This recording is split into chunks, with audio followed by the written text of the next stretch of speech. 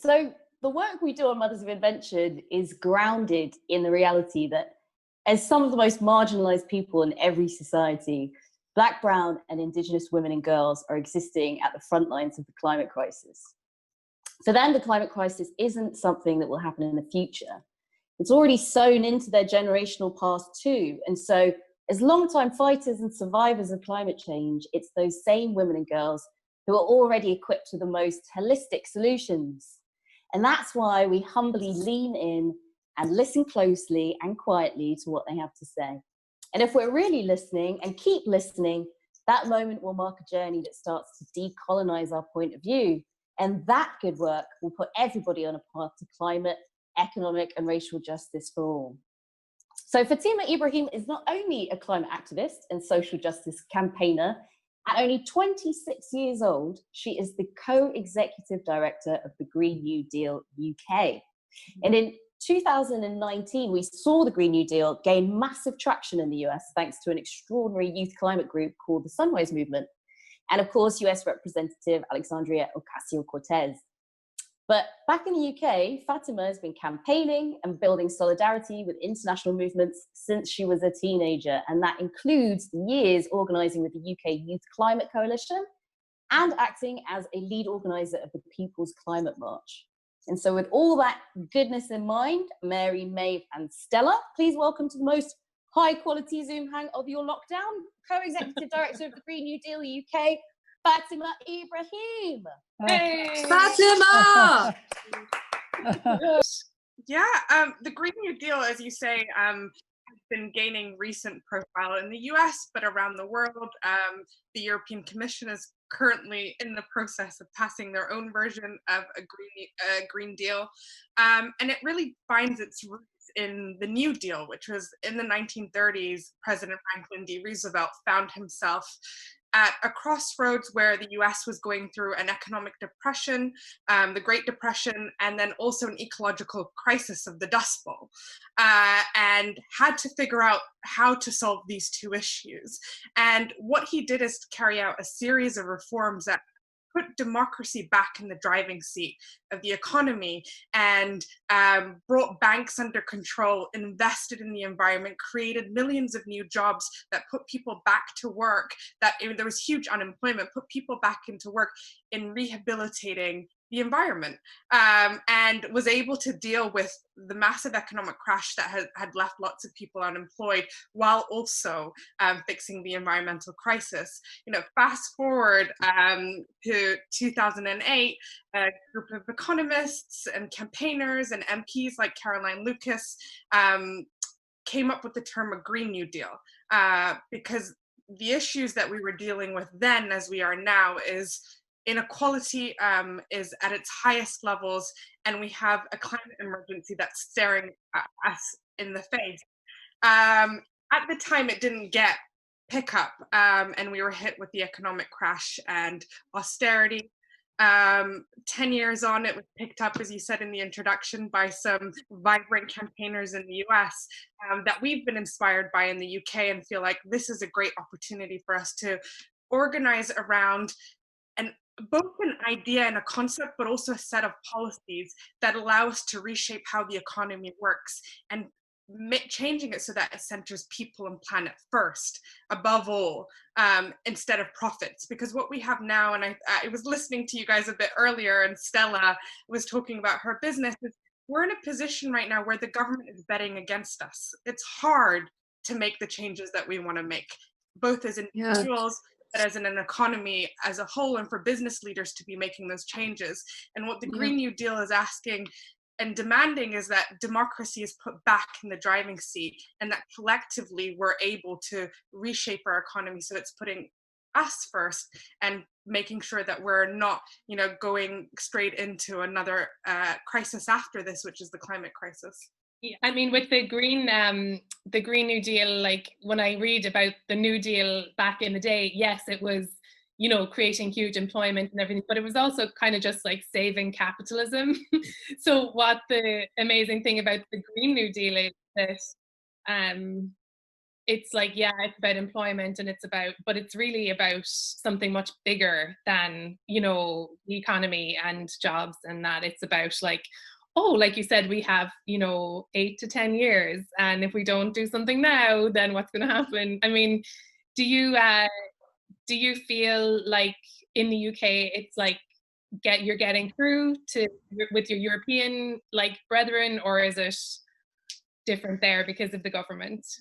So one thing I think to underscore about what wasn't right about what happened in the 1930s is that as much as it was amazing what FDR was able to do, it was racist and it excluded women and it excluded people of color. It was a job creation scheme in an economy that was, you know, made for white men.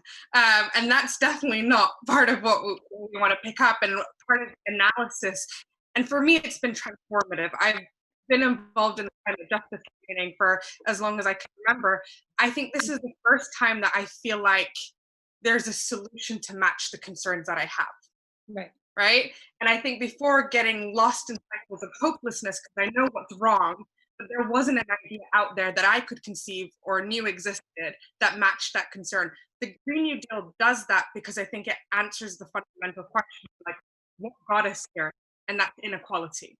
It's, you know, an unequal access to power, it's unequal access to resources, it's like unequal access in our societies as a whole that has then led not just to the climate crisis. We can see it in coronavirus now, how we're all unequally impacted.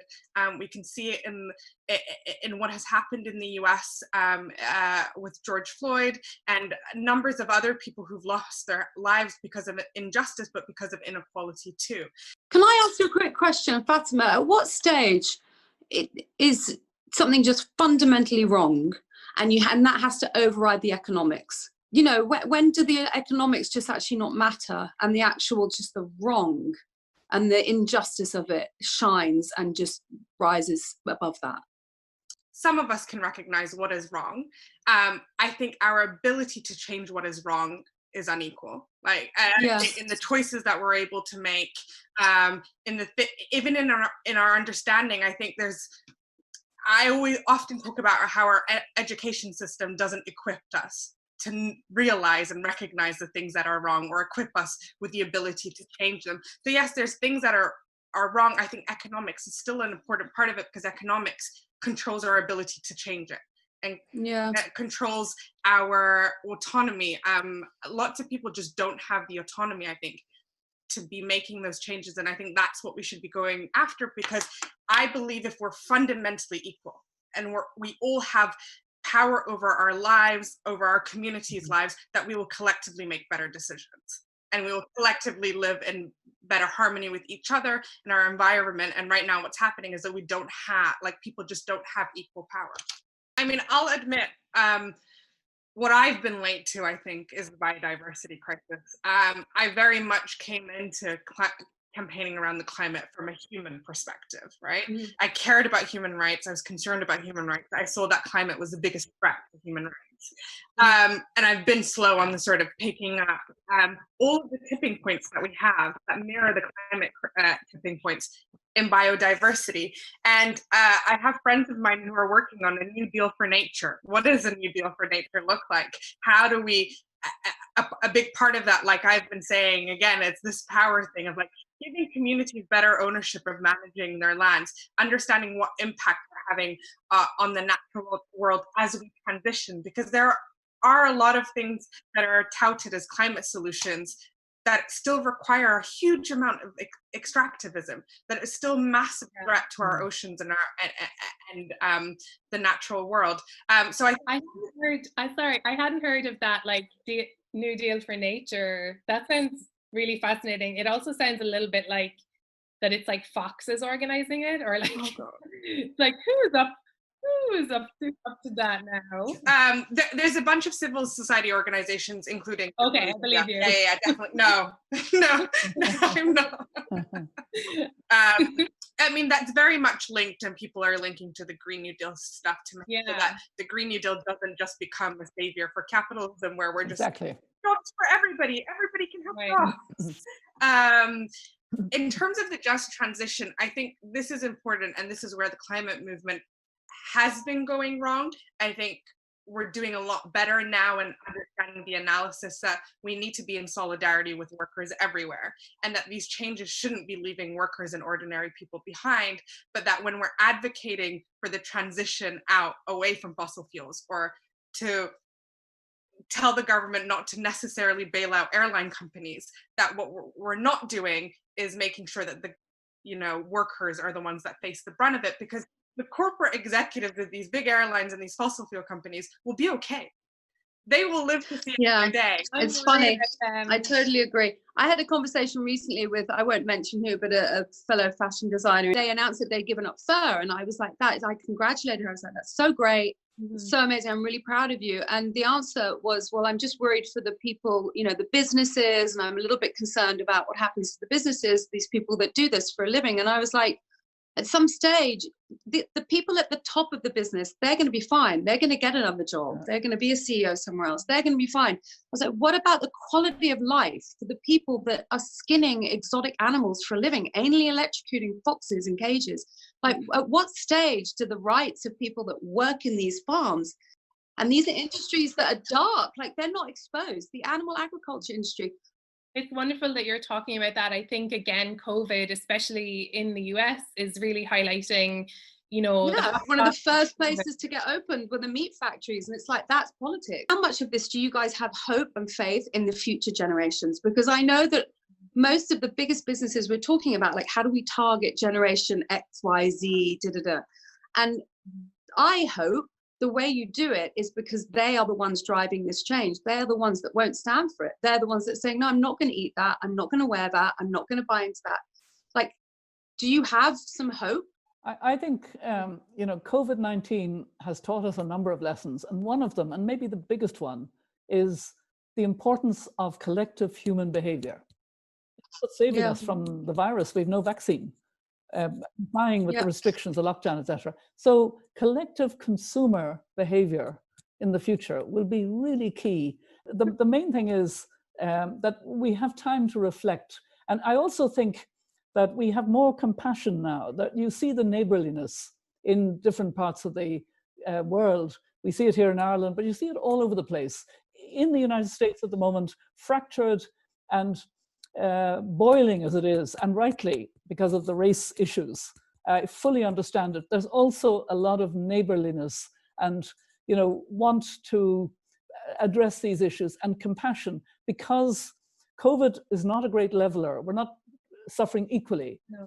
It exacerbates the inequalities, but we are all set back in a kind of, difference that involves being forced to change. And that opens up a space for compassion. And I think this is going to be really important moving forward. Fatima, it's been wonderful to hear you and to see a young woman take such leadership. You've talked about the Green New Deal. We want to learn more about the New Deal generally, and where do we find out more about your work and how we can help? Yeah, so we're doing really great work at Green New Deal UK. You can find us on greennewdealuk.org. We've also actually linked to what Mary said, have spent the last couple of months building a Build Back Better UK campaign driven from the Green New Deal stuff. So if you're interested in how we come back and have an economic recovery that steers us away from climate change, check out Green New Deal UK and get involved. We are actually launching season 3 of Mothers of Invention next month. You can catch us on Apple Podcasts, Spotify, or any of the usual podcast platforms. But right now, follow Mothers Invent on Facebook, Twitter, or Instagram to learn more from the amazing feminist climate justice warriors all over the world. Here's to Mothers of Invention. You guys kiss ass. I love you. Amazing. Thank you. Thank you so much for doing this with me. I'm so